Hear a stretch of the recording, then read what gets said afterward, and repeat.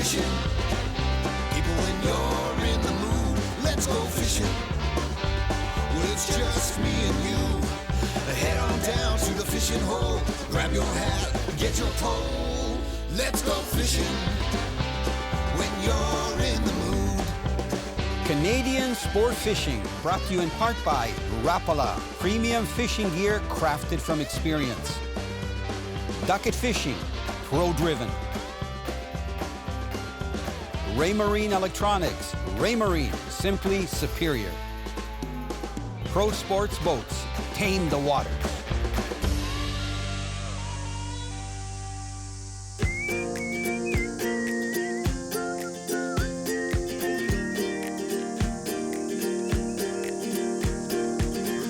We've got a gorgeous morning. The wind's not blowing. It's overcast. It's going to be probably 90 degrees today. So I thought, you know what? I'm going to be fishing Eastern Lake Ontario, and I'm going to be casting crankbaits along shallow water weed lines, where I've got a chance of catching both bass, mostly largemouth and walleye. Now this is the lure that I'm starting off with. It's called an OG, and it's very flat, as you can see, and it has that opaque lip. Has a really nice action from side to side. And right now I'm just using it on a spinning outfit, and I'm going along. You can see these isolated weeds that are growing. They're just out from the main weeds along the shoreline. So the reason I'm not making long casts, look, my cast is only about, I'm going to say 20 feet at the most, because I don't want my crankbait to dive down too deep. Now, most guys would not be throwing crankbaits, especially if they're fishing in a tournament. They'd be using soft plastics here, and they'd be using spinner baits, you know, things like plastic worms. But I love seeing sometimes the bass come right up and grab it, because you'll hit the crankbait only a foot or two below the surface. Some people think that fish finders only help, you know, to fish in deeper water. You can see here, I'll tie them to the shore on the left screen, and you can see the weeds here. This is just on the weed edge. So even though we're in 6 feet right here, I'm actually casting in towards the thick weeds, because it's a very narrow, I'm going to say, strike zone. So from where the boat is here to the shore, I've only got about maybe 20 feet of really good area where it's high percentage for the bass to be. You know, it's so nice when you're using these little crankbaits and you're making short casts, because the fish will be so close to the surface that you see most of the fish hit. If not, you see a boil. Okay, let's get this fish up. Nice thing, if the fish are under, you know, 4 pounds, you can usually just lift them with using the rod. So look, he just had the front hook in his mouth. What do you think, River? Yeah, she goes, yeah, it's a fish. Can you cool me off now? Beautiful. Nice largemouth. You know, largemouth are part of the sunfish family, so are smallmouth. You can see those bars down their side. And even for a small guy like this, like under 2 pounds, look how big his mouth is. I'm just going to get him in the water over here. River, you are sweet. You can see these weeds in only 5-6 feet of water right here. Look at, you can see how camouflaged they are. If I take my hand away, it'll probably just blend right in. There it goes. I love crankbait fishing, probably because I can cover the water fast. And when you're reeling in pretty fast, I'm going to say 1.5 to 2 miles an hour, because most of our reels, spinning reels, and even bait casters now are like 5.1 to 1 or higher gear ratio. So that thing is moving through the water. So you know that if a fish is going to go for it, it's a fish that's a predator and it's on the hunt. It wants to feed. So when you're fishing in shallow water, though, you better use a crankbait that has a short, shallow lip. And this is the one that we did really well on today. This is the bigger one. You can see they're both the same style with that little very small front lip at the front. But this little one here would go down to about 4 or 5 feet. And what I did, I took one of the tinsel trebles from one of my other lures, I think an X-Wrap, and I put it on here. And I had good luck, and it's this swiping action from side to side. So, I mean, it looks nice to me and to fishermen, but I think when it's going through the water, the fish zero in on the crankbait, and when they get close, they see the flash from the back, and then they grab it. So a lot of them were hooked on the back hook. So these are two that worked really well. This one also performed really well. This is the one that rises really quick, because you can see the difference here. If you look at the front, this one is lean. It's been on diet. This is the wide one. It's got a little bit of a belly. So the belly ones to me are important because when you're fishing real tight cover, I'm saying less than 2 feet and the weeds are coming to the surface, you can swim this thing just below the surface when you're over weeds, and then when you see a pocket, you crank it a little bit more and it'll go down 2-3 feet, and then it'll rise up real quick when you got to go over the next weeds. Okay, there. This one feels like a keeper. This guy's got one hook left in his mouth. He's gonna throw it. Don't throw it. He's a little guy, but fun to catch all day long. There. I think he's healthy. Look at. Aren't they gorgeous? I love largemouth bass, and just going like this and using crankbaits and casting towards the shore. I think they're beautiful fish. Just gonna toss them back. Closed captioning is brought to you by K100. We make water burn.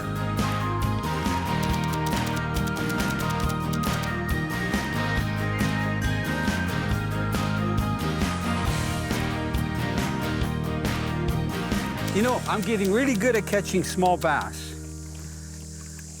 That guy was on the weeds just out from the tree that's overhanging in the water. He thought that was an easy meal. Probably looks like a little bluegill or something, you know? Cute fish. So we've got an overhanging tree here, and this is where I'm going to get bold. I wouldn't tell people to cast crankbaits into trees, but sometimes there'll be bass that are on the weeds, but also in the shade of the tree.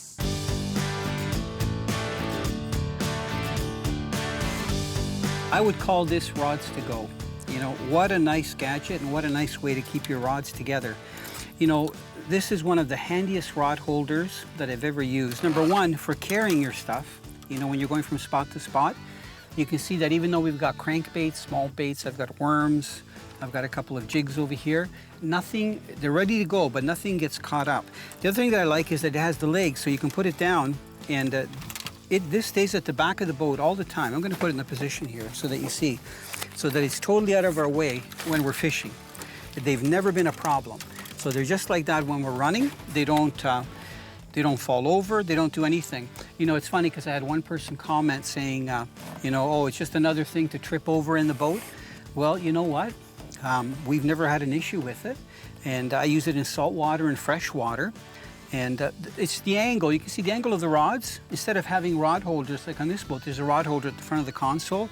If you stick the rod straight up and down, so it's like 6-7 feet in the air, pretty good chance that on the back cast somebody's going to grab it, and it's either going to go flying in the lake or you're going to have a terrible mess with your line. So number one, the rods aren't in your way. 2, they don't tangle, even long rods that are over 7 feet long. And 3, they don't hit each other or hit the sides of the boat.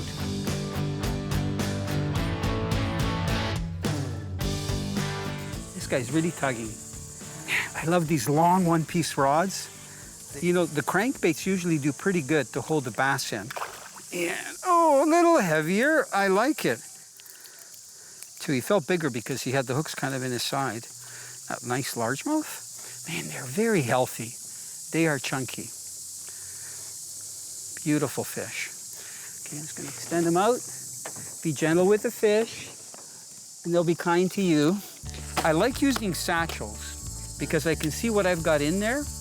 And the nice thing about satchels, unlike a tackle box that has set, you know, little compartments, I can actually leave one compartment big like I have here, or I can make shorter compartments.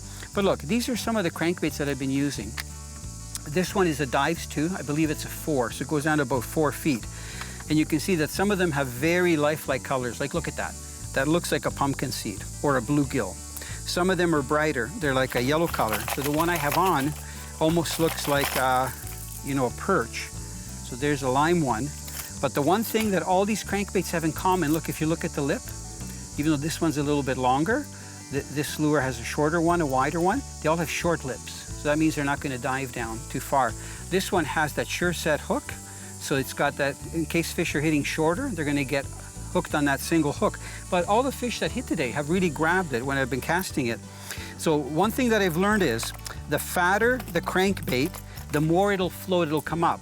That's something that I don't really like when I'm fishing in deeper water, like 10, 12, 14 feet, because I want my crankbait to stay down. But when you're casting here, and you're casting in a pocket and you're coming up to some weeds, you want to be able to just let the lure rise up. And if it's a wide lure like this one, it'll rise up a lot quicker, and then you get it to dive again and go down. So you get this kind of action. It's swimming, swimming, swimming, come up the weed, rise up, go over the weed, go back down again. Sometimes the fish hit it when it rises up. Sometimes they smack it when it's going down. Also, all of these crankbaits have split rings, which is nice. So in the old days, a lot of the lures just had the actual eye, and when people tied what's called a tight knot to it, like an improved clinch, Palomar, even a trilene knot, sometimes if the knot was tight and it would go on the side, the lure would swim on its side. It wouldn't swim true. So I really like that a lot of the companies have gone to using the swivel on there so that there's no way that the lure is going to swim off. It's going to swim properly. So I'm going to keep using that one that I've got right here. This is that flat one.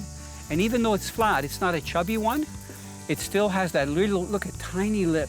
That lip is, I'm going to say, look, almost the size of my first finger actually. So it's not very big, but that's all you need. And besides casting and retrieving it, I'm giving it a little bit of a twitch. So I'm getting this kind of action. It's going like this from side to side. R&JMachine electronics. R&JMachine, simply superior. What have we got here? I just pulled in to try to cast to this tree because it looks so good. And I've got something on that's not fighting hard like a bass. Let's see here. It should be a bass though. Hey, it's a white bass. That's a nice treat. Front hook. Are you gonna stay on? He's hooked really light. Come on, come on. Oh. You know what? Lengthwise, he's long, but man, is he thin. So this guy's been exercising and not eating so well. You know, when you're casting to these shallow weeds, you never know what you're going to get. Even though we're targeting largemouth. Look at, it's a nice white bass, but he's really skinny. Look, he's got no shoulders. So I don't think he's been eating well. And too bad he got fooled by that crankbait. I think they're such beautiful fish. I love eating these things, especially in the spring when you got the big run, you know, and lots of them come in. Come on. There you go. So, let's see here. Just casting off the weed edge. Yeah, this tree to me spells fish. I've got a plastic worm rigged up. You can see it's a big willow tree that's fallen in the water. I don't think I'm a hoarder, but you know what? I like to have one of each size, each color, and each model of twitch bait. This is probably one of the most popular twitch baits in the last 3 or 4 years. It's the one that's got that little tail that hangs around the back, so that you cast it out and you rip it, you pull it, and as soon as you stop pulling it, it stops, it puts the brakes on. So we had very good luck with that. The other one is this one here, that even big perch were hitting. This is the perch color right there, and that one is, I believe, 10 centimeters in length. But you know, when you have bright sunny skies like this and we're fishing in shallow water, I like to go with natural colors. So this is like what I call the universal bait fish, black back, silver sides. This is perch because we were getting a lot of perch. And I'm sure that some of the predator fish that were in here, like the largemouth bass, were feeding on them. But some of them have a lip. This is called the deep diving one. So I just want to show you here for comparison, okay? So the shallow one is right here, and the diving one is down below. I will use also this diving one, but I'll keep my rod tip up and twitch it upwards instead of to the side, left or right. And it gives it a really good action from side to side. This one will dive down to about 4 or 5 feet, which is perfect for going over weeds that are that shallow. This one will go down to probably 10 feet, but if you keep your rod tip up and you pull upwards, it gives that good resistance and it stays on top of the weeds.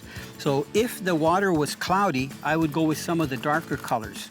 So you can see here that I've got some that are chartreuse, like this one here, silver with the chartreuse side. You can see the chartreuse back. There's some that are like a red color, very dark. The dark color is very good in stained water, like this one here. I think I'd call it the crawdad. So what I do is, instead of putting them individually, you know, there's too many to put individually, I just stack them like this in the satchel, and I find that even though sometimes, you know, they get tangled up, there's no problem untangling them when you want to pick one out. So as you can see, I have a lot of confidence in twitch baits. A lot of my other crankbaits, I don't have this number and colors and sizes. But when it comes to twitch baits and largemouth bass, I think it's important to have size, variety, and color. It really helps me confidence-wise and also catching more fish.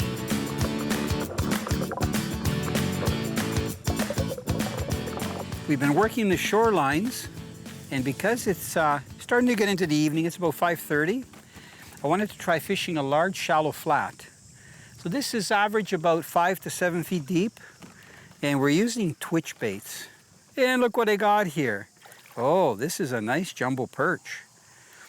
We're looking for bass, largemouth bass, but you know what? That's a good sized perch. Most people, you know, if they were targeting panfish, that's a good size eating fish. Look how wide his back is. So, and I had a couple hits just before this. I got a feeling it was a perch as well. So let me just drop this guy back in. Look at, look at how vibrant he is. Gorgeous colors. So I'm gonna drop him in. Now, you know, if you fish bass, you know this lure. It's got that little tail at the back, and you're supposed to pull it, snap it, and what happens is it darts through the water and then stops suddenly because of this tail. Pull it again, flashes, goes the other way. So I'm alternating between a spinning outfit and a bait casting outfit. Casts really far with 20-pound braid. And if you watch my rod, this is the action. I'm giving it a couple of pulls, but always I'm reeling it. So I'm not stopping. If you look at my hands, I don't stop reeling because I want a tight line. So if a fish does smash it, I'm gonna get him to hit. So normally in the middle of the day, these large flats that don't really have cover, it's not like the shoreline weeds, the bass aren't here, they're on the shorelines. But as soon as you get into that, you know, 5:30, I'm gonna say like later than that, you know, the fish can move in and they'll start cruising the flat in the open. Oh, there's a nice fish. Oh yeah, oh, it's a big one. Good bass. Oh, hope he stays on. So as I was saying, what they do is they get away from the weeds and they, oh, got off. That was a good fish. So let me just check to make sure he didn't open up my hooks. Oh boy, he opened up one of my hooks. Let me just fix that. Should have my pliers here. Man, that was like a 4 or 5 pound bass. And look, he opened up one of my hooks. The only thing is, some of these twitch baits have very soft hooks. So I was saying, so these bass are roaming out here, and they're, because the light is getting lower, when that sun isn't right above you, they actually feel quite comfortable coming out and just cruising all over. Rod Runner Canada, grab and go fishing.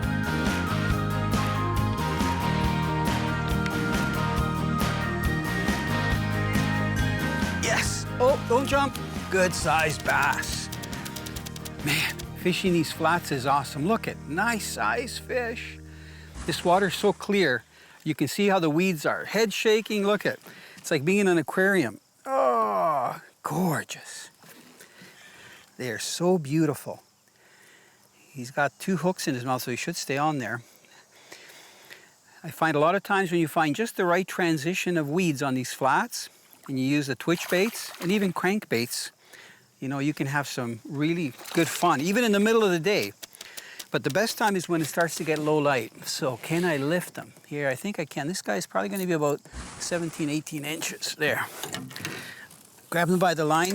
I do have a 20-pound test leader on there, fluorocarbon, because I find that works really well. Isn't that a nice largemouth? So I'm guessing he's about 3.5 pounds. And I'm glad he got the front hook in his mouth. A lot of times if you get all the pressure on one single hook on the back, they can throw it. I love the models though. Look at those nice models.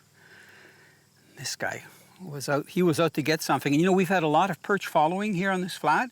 So I got a feeling that that's what they're going after. Beautiful fish.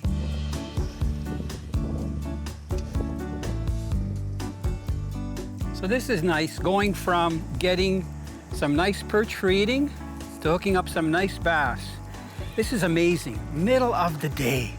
This is the middle of the day, and look at the quality of these fish. And I can hear bass boats zipping back and forth, but I don't think they're fishing shallow flats the way we are. It's nice largemouth. I'm gonna take my time. He nailed it. You know, I thought that they would be undercover, but here on the flat, they're just out feeding. Look at gorgeous largemouth. Don't jump, I'm trying to keep my rod tip down. He's got the back of that lure in his mouth. That's a good sized fish. I won't be surprised if he goes 18 inches. Come here. And he hammered that twitch bait. Man, there's some quality fish in here. Oh yeah. Let me bring him back here so we can get the tape measure on him. Oh, good fish.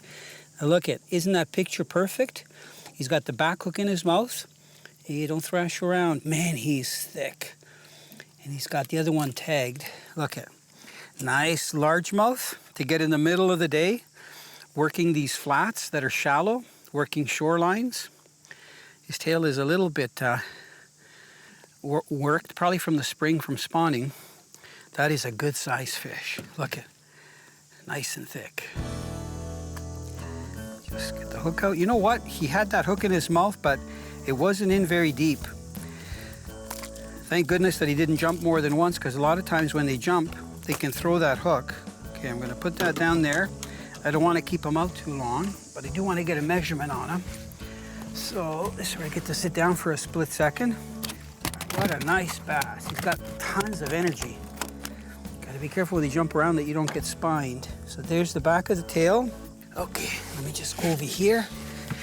Pinch his tail together. Look at, he's just over 18 inches. That's a good sized largemouth. And I'm just gonna get him in the water, just over here. Oh, man, what a nice fish. I don't know, look at how thick he is. Look at those colors. Beautiful, right back down. You know, even though it's so bright, you can see when they go down about 2-3 feet, they disappear. And I'm looking here, you can see a little tuft of weeds. Hopefully you can see them through the lens. I can see them with my camera, just there. So we're talking about a flat here that's probably, I bet you, it's gotta be 2 kilometers long, 0.5 kilometers wide. It's just hard to cover the whole thing because they're not everywhere. So I've lost some big fish here. I'm guessing like 5-pounders, you know, twitching. A lot of times those hooks, because they're kind of soft, will open up. And let me check, I wanna make sure that the hook on that one didn't open up. So let me just see here.